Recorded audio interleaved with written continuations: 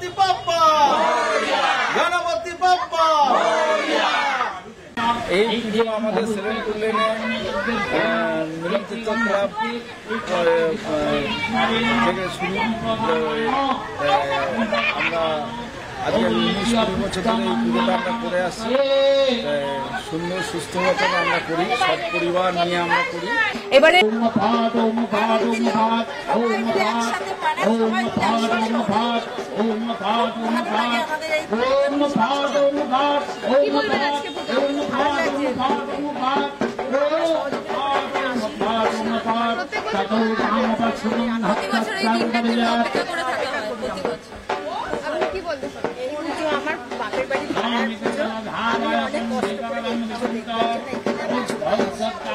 রাষ্ট্রের তরফ থেকে সে পুরস্কৃত করব আমরা ইতিমধ্যে সেরা সেরা মূর্তি সেরা সেরা কলকাতা শহরে 10-এর মধ্যে সেরা সেরা মূর্তি সেরা সেরা পুজো একেবারে মেতে উঠেছে।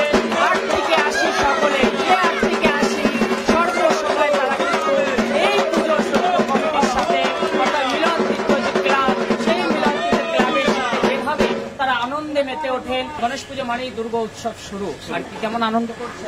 ভীষণ ভালো আনন্দ করছি।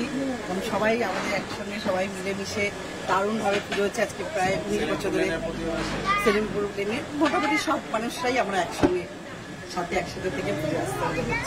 দারুণ আনন্দ। দুর্গা উৎসব মানেই বাঙালি মেতে ওঠা আনন্দ।